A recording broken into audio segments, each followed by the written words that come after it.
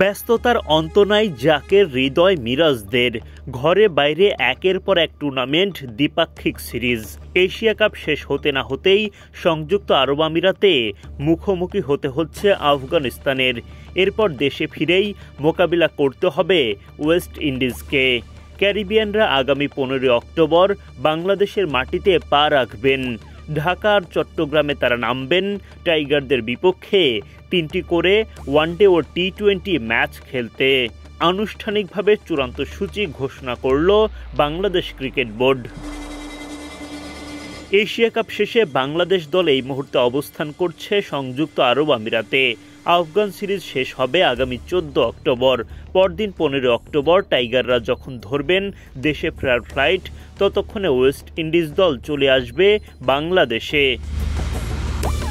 18 October থেকে শুরু হবে সফরকারীদের বিপক্ষে বাংলাদেশের সাদা বলের সিরিজ।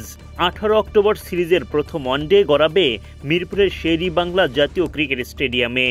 একই ভেন্যুতে 20 ও 23 অক্টোবর অনুষ্ঠিত হবে সিরিজের অপর 2টি ওয়ানডে। প্রতিটি ম্যাচই ডে নাইট, বেলা 1:30টা থেকে শুরু হবে খেলা। 23 অক্টোবর ওয়ানডে সিরিজ শেষে দুই দল চট্টগ্রামে পাড়ি জমাবে 24 অক্টোবরে। 26 তারিখ থেকে শুরু হবে 3 ম্যাচের টি-20 সিরিজ।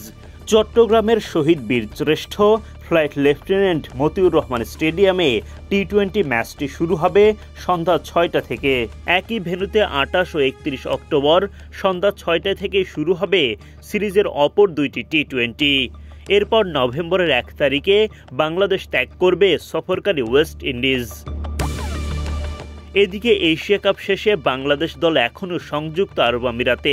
আগামী 2 অক্টোবর থেকে আফগানিস্তানের বিপক্ষে 3 ম্যাচের টি-20 সিরিজ শুরু হচ্ছে টাইগারদের।